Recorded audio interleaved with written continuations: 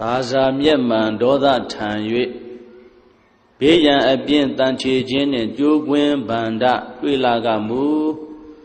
မောရသုတ်ပင်ပရိတ်ဝင်ကိုကြည်လင်ယူကျိုးရှိခိုးပြုလျက်နေထွက်နေဝင်ရွတ်တုံစင်လောလို့ဆိုတဲ့အတိုင်းအချုပ်အနှောင်ဘေးမှကင်းဝေးစေရန်မောရသုတ်တံကိုရွတ်ပတ်ပူဇော်ပါမယ်။ဩရိတံမောရိတံပါရိနိဗ္ဗတံမောရယောနိယံယေနာတံဝိတာရခမာတတံဝနေစရာစိရတံဝါယမန္တာပိနေဝသက္ခိတုဂဏိတောဗျမမန္တံတိအခါတံပရိတံဓမ္မနာမဟေဥဒေတယံသက္ခုမဧကရာဇာ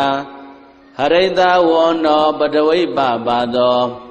တန္တနမတ္တမိဟရိတဝောနံပတဝိပပါတံတယေဇာဂௌတဝိဟရေမုဒိဝတံယေဗျမနာဝရကုတပ္ပဓမ္မေဒေမေနမောဒေဇမံပါလယံတောနမတုဗုဒ္ဓနာနမတုဘောရိယ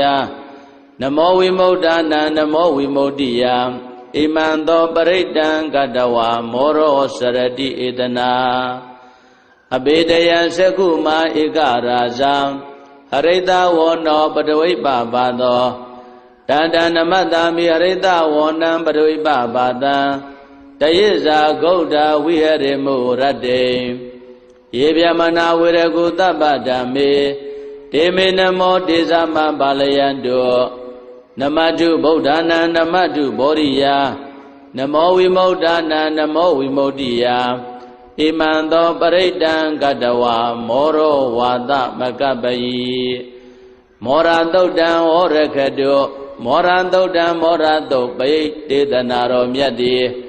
ဟောတုံမကံပယိတယစိတ်ဓာကြည်ပြုနာယူချာညာတဲ့မျိုးကောင်းသားမျိုးကောင်းသမီးတို့ဟာရခတုကိုလည်းကြမ်းမာစိတ်ချမ်းသာ၍အချုပ်အနှောင်များစွာဘေးကင်းကွာ